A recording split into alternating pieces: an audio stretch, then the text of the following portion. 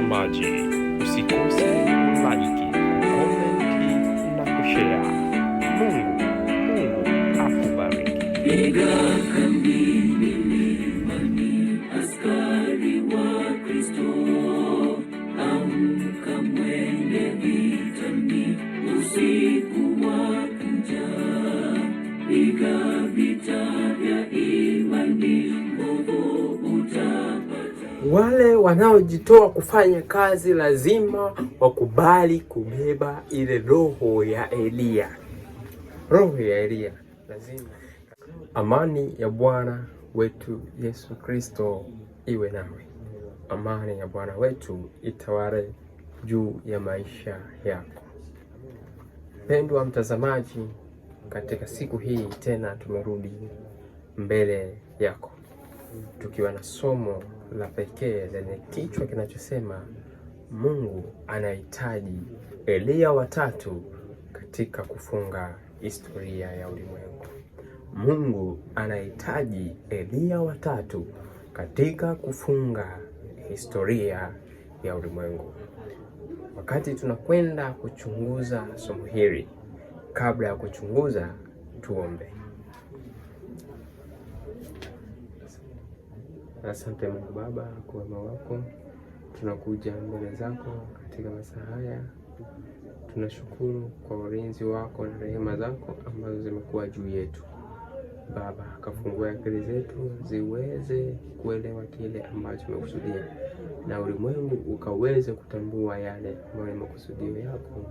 Tuomba na kushukuru katika jina la Yesu Kristo. Amen.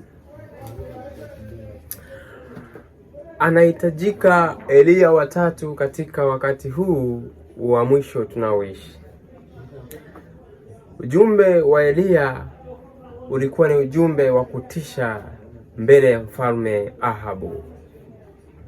Mfalme Ahabu chini ya Malkia Yezebel walikuwa ni watu waliojiuza kwa ajili ya kutenda mabaya, lakini Mungu akamtuma mjumbe wake Elia kwenda kukemea dhambi za taifa lile la Israeli. Taifa lilikuwa limepotea chini ya mfalme Ahabu, na Mungu akapeleka maonyo yake chini ya nabii Elia. Kipindi hicho kinarudi tena katika wakati wetu tena, wakati ulimwengu unadhoofika kwa kuziasi sheria za Mungu. Wakati ulimwengu unawayawaya na kuyumbayumba kwa sababu umeliacha agano la Mungu. Mungu anahitaji Elia watatu ili kukemea yale ambayo anakwenda kuupata ulimwengu. Twende katika kile kitabu cha Malaki sura ile ya 4 na ule mstari wa kitabu cha Malaki sura ya 4 na ule mstari wa 4. Anasema, ikumbukeni torati ya Musa. Ikumbukeni torati ya Musa mtumishi wangu niliyomwamuru huko Horebo kwa ajili ya Israeli wote, naam, amri na hukumu. Angalieni, nitawapelekea Elia nabii kabla haijaja siku ile ya Bwana iliyokuu na ya kuogofya. Ulimwengu wetu upo katika hali ya kuzoofika. Ulimwengu wetu unawayawaya, unayumbayumba kama mlevi. Lakini Mungu anatuambia tupatikane wakina Elia ambao watawakumbusha watu torati ya Musa ambayo iliachwa. Torati ya Musa ambayo imekanyagwa chini. Ikumbukeni torati ya Musa. Ulimwengu unapaswa kuikumbuka torati ya Musa. Ulimwengu unapaswa kuzikumbuka sheria za Mungu, la sivyo ulimwengu wetu utaanguka na utasambaratika. Ikiwa wanadamu hawatakubali kutii sheria za Mungu, ikiwa wanadamu hawatajinyenyekeza chini ya maagizo ya Mungu, basi ulimwengu wetu unakwenda kufikia hatua ambayo ni ya kustaajabisha. Ikumbukeni torati ya mtumishi wangu Musa niliyomwamuru huko Horebo kwa ajili ya Israeli wote, naam, amri na hukumu. Angalieni, nitawapelekea Eliya nabii. Unabii wa Eliya ulikuwa unamtabiri Yohana aliyekuwa anakuja kuitengeneza njia ya Yesu, lakini unabii ule pia unatabiri Eliya atakayekuja katika nyakati za mwisho kuigeuza mioyo ya wale walioziasi sheria ili waweze kumtazama Mwokozi, yule ambaye sheria yake ndiyo tabia yake.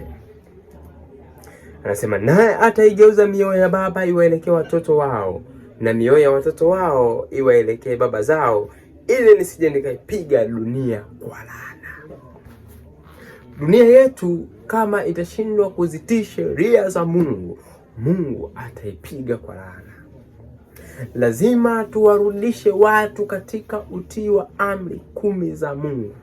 Lazima tuwarudishe watu katika kumtazama Kristo kama ndiye Mwokozi wa ulimwengu, ili Mungu asije akaipiga dunia kwa laana. Tunajua kile kilichowapata watu wa enzi za gharika. Watu wa enzi za gharika walikuwa kila wanaloliwaza ni baya siku zote. Sheria ya Mungu ilikuwa imepotea katika fikra zao, nao hawakutambua, maana fahamu zao zilikuwa zimeuzwa, ziko chini ya dhambi. Muda wote walikuwa wakifikiri maovu mabaya siku zote. Sasa Mungu anasema katika ulimwengu huu wa mwisho ambao tuko nao, katika nyakati hizi za mwisho ambazo tuko nazo, lazima tuwakumbushe watu Torati ambayo Mungu alimpa Musa kule Horebo. Anahitajika mtu jasiri kama Eliya ambaye alimkemea Ahabu. Maana Ahabu anakutana na Eliya, anamwambia wewe ndiye mtaabishaji wa Israeli. Eliya anamwambia mimi si mtaabishaji wa Israeli, bali wewe ndiye mtaabishaji wa Israeli. Ukawa Eliya akamwambia Ahabu hakutakuwa mvua wala umande muda wa miaka 3.5 ila kwa neno la kinywa changu.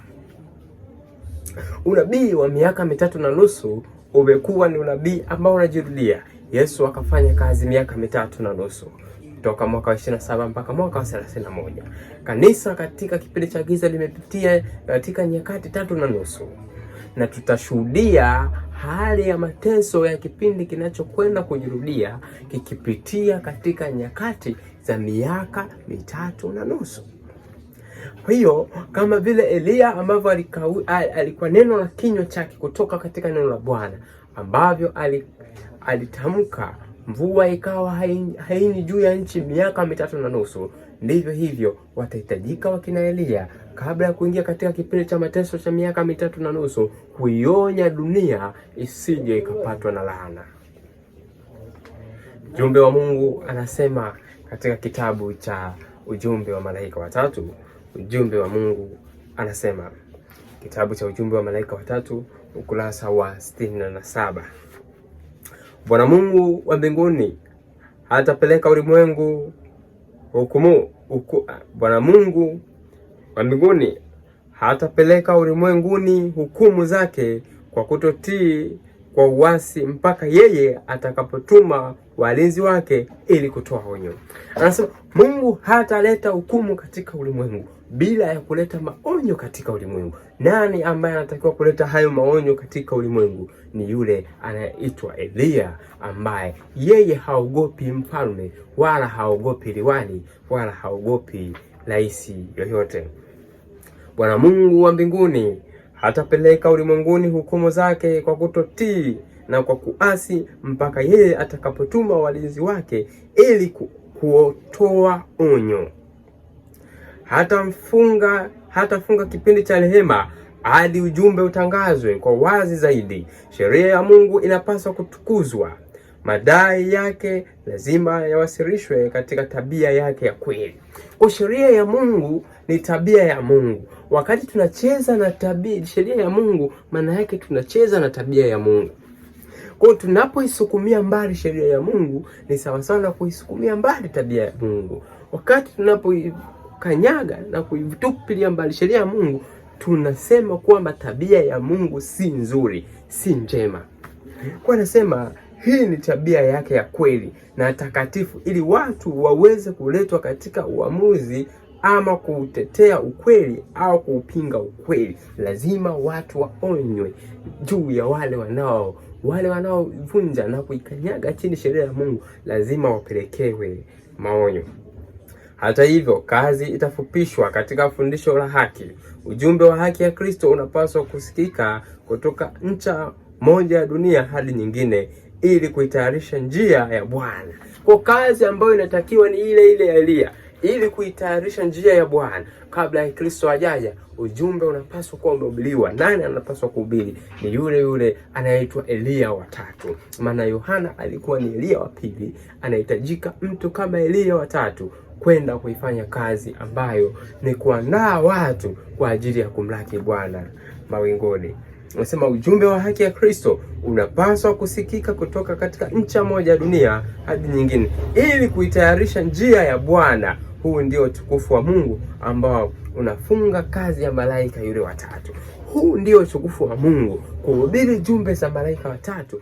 Wale wanaojitoa kufanya kazi lazima wakubali kubeba ile roho ya Elia.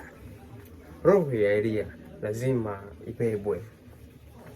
Katika ukurasa ule wa jumbe wa Mungu anaendelea kusema katika ukurasa wa 77.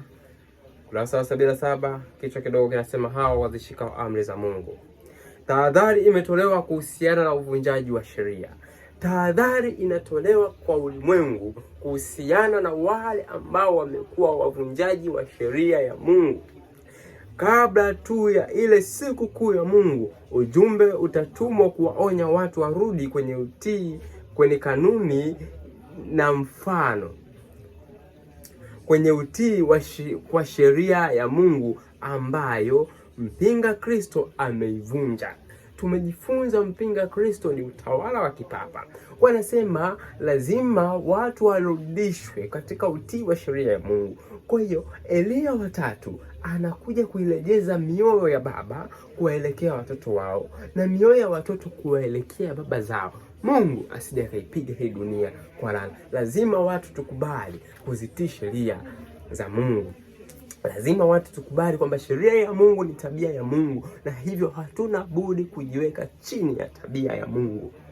Ulimwengu huu, vita zinazotokea, maporomoko, vimbunga, tsunami, matetemeko hayawezi kukoma mpaka watu watakapokuwa wameitii sheria ya Mungu. Watu watajisumbua kukaa katika vikao, kufanya nini, mijadala, climate change, nini, lakini yote hayo yanatokea kwa sababu watu wamevunja sheria za Mungu. Anasema kwa kanuni na mfano, tahadhari lazima itolewe kwa uvunjaji wa sheria. Nilioneshwa kwamba malaika yule watatu akitangaza amri za Mungu na imani ya Yesu, anawakilisha watu watakaopokea ujumbe huu na kupaza sauti ya maonyo kwa ulimwengu, kushika amri za Mungu kama mboni ya jicho. Unashika kama nini mpendwa? Unashika kama nini amri za Mungu? Au unachukulia amri za Mungu ni kitu kidogo cha kawaida cha kucheza nacho? Kushika amri za Mungu kama mboni ya jicho, kama vile unavyoitunza mboni ya jicho, unavyoithamini mboni ya jicho. Mungu anataka uishike, uitunze, uitii, ujiweke chini, maana hiyo ni tabia ya Mungu. Ujengwe kwa zile tabia za Mungu.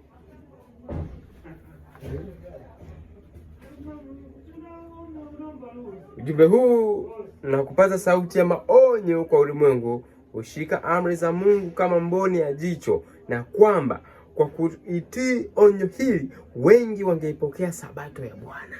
Miongoni mwa amri ya kwanza kabisa ambayo imekanyagwa chini ni sabato. Lakini tunajua kwamba sabato ndio muhuri wa Mungu. Sabato ndio watu hawataweza kupokea muhuri wa Mungu kama watazidi kuikanyaga sabato. Kama mtu yoyote ambaye hataitunza sabato kikamilifu hawezi kupokea muhuri wa Mungu. Hakika hatuwezi kupokea muhuri wa Mungu kama hatuwezi kuitunza sabato ya Bwana. Kama hatuwezi kuitii sauti ya Mungu, hatuwezi kupokea muhuri wa Mungu. Anasema ulimwengu kushika amri za Mungu kama mboni ya jicho, na kwamba kuitii onyo hili wengi wangepokea sabato ya Bwana. Hatuwezi kupokea muhuri wa Mungu kama hatuitunzi sabato. Katika ukurasa wa 78 kitabu cha Ujumbe wa Malaika Watatu, Ellen White nabii anatuambia ujumbe wa malaika yule watatu unajumuisha ujumbe wa malaika wa kwanza, wa pili na ujumbe wa malaika huu. Tunapaswa kuinua juu bendera ambayo imeandikwa amri za Mungu na imani ya Yesu. Tunapaswa kuinua juu bendera ambayo imeandikwa amri za Mungu na imani ya Yesu. Bwana Yesu asifiwe. Ulimwengu hivi karibuni utakutana na mtoa sheria mkuu juu ya sheria yake iliyovunjwa. Huu sio wakati wa kuweka kando masuala makuu yaliyo mbele yetu. Mungu anawaita watu wake waitukuze sheria na kuifanya iheshimike. Mungu anatuita sisi wakina Elia watatu kwenda kuwaambia watu kwamba sheria ya Mungu ni tabia ya Mungu na lazima sheria ya Mungu itiwe, ndipo dunia inaweza ikapona. Lakini kwa uvunjaji huu wa sheria ya Mungu ambao unakanyagwa, hivi karibuni tutashuhudia sheria ya Jumapili ikitangazwa, jinsi watu wanavyozidi kumfutilia mbali Mungu, kumsukumia mbali Mungu. Hii dunia itapigwa na laana ambayo haijawahi kutokea. Hii dunia vimbunga vitaendelea kutokea. Hii dunia matetemeko yataendelea kuipiga, tsunami zitaendelea kupiga, ajali zitakuwa nyingi. Ni kwa sababu watu wameivunja sheria ya Mungu. Sabato itangazwe kwa sauti kuu. Wengi wameona ni vyema kuandaa hatua kwa hatua njia ya uwasilishaji wa hoja ya Sabato. Ukweli wa Sabato unapaswa kutangazwa kwa sauti kuu kama inavyowakilishwa katika sura ya 58 ya kitabu cha Isaya. Kumekuwa na kuzungusha maneno sana katika kutangaza ujumbe wa malaika yule watatu. Ujumbe haujatolewa kwa uwazi na dhahiri jinsi ulivyopaswa kutolewa. Ujumbe wa malaika yule watatu unapaswa kutangazwa kwenye mikutano yetu ya makambi na kwa dhati kabisa na katika uzito wake hasa. Baragumu ni lazima itoe sauti wazi na ya kusikika zaidi. Nani anaitoa sauti? Elia watatu. Elia watatu anapaswa kwenda kuitoa sauti ya baragumu katika ulimwengu. Elia watatu anapaswa kwenda kuelekeza mioyo ya baba kwenda kuelekea watoto wao. Mungu asije akaipiga dunia kwa laana. Watu lazima wakumbushwe juu ya utii wa amri za Mungu wakati huu tunaoishi kabla ya kufungwa kwa historia ya ulimwengu, ili Mungu asije akaipiga hii dunia kwa laana. Katika ukurasa ule wa ukurasa wa 100 kitabu Ujumbe wa Malaika Watatu, UPH Ujumbe wa Malaika Watatu, anasema wasilisha ukweli bila kujizuia kama Elia. Wewe Ahabu ndiye unayetaabisha Israeli na si mimi. Wasilisha ukweli bila kujizuia. Sura ya 18 ya Ufunuo inafunua umuhimu wa uwasilishaji wa ukweli bila kipimo. Ukweli bila kipimo. Elia akawaambia, wekeni mapipa 4. Wakaweka. Akasema, mwiteni huyo Mungu. Wasilisha ukweli bila kuizuia. Akasema, leo tutaona kati ya Mungu wa mbinguni au Mungu wa bahari nani ni Mungu. Mungu wa mbinguni akatenda miujiza yake pale. Anasema sura ya 18 ya Ufunuo inafunua umuhimu wa kuwasilisha ukweli bila kipimo, bali kwa ujasiri na nguvu. Ni lazima tusiwe na kufifisha ukweli wala kufifishwa kwa ujumbe. Wakati huu Shetani anapanga hali ya mambo ambayo kwayo tangazo la ujumbe wa malaika wale watatu litafungwa. Ni lazima tujihadhari na mipango ya mbinu zake. Ujumbe wa malaika wale watatu unapaswa kuimarishwa na kuthibitishwa. Ujumbe wa malaika watatu unapaswa kuimarishwa na kuthibitisha. Turudi katika Biblia, kitabu kile cha Malaki. Turudi wakati tunakwenda kumaliza fungu letu la kitabu cha Malaki, tusikie kile Mungu anachokisema. Ikumbukeni torati ya Musa mtumishi wangu niliyomwamuru huko Horebu kwa ajili ya Israeli wote, na amri na hukumu. Angalieni, nitawapelekea Elia nabii kabla haijaja siku ile siku ile ya Bwana iliyokuu na ya kuogofya, naye ataigeuza mioyo ya baba iwaelekee watoto wao, na mioyo ya watoto iwaelekee baba zao, ili nisije nikaipiga dunia kwa laana. Sisi tunaojitoa katika kupeleka kazi ya Mungu, Mungu atatutumia na tutawakumbusha. Tunapaswa kwenda kuwakumbusha watu kuhusu utii wa amri za Mungu, kuhusu kumwinua Yesu juu na kushusha kila kiburi cha mwanadamu. Kila mwanadamu anapaswa kiburi chake kishushwe chini, Yesu ainuliwe juu. Hakuna aliye mkuu juu ya Kristo. Kwa wanadamu wote wanapaswa kushusha chini viburi vyao, wasikilize maneno ya Mungu ambayo anasema dunia haiwezi kuwa mahali salama kama wanadamu wanaendelea kuvunja sheria za Mungu. Dunia haiwezi kutulia.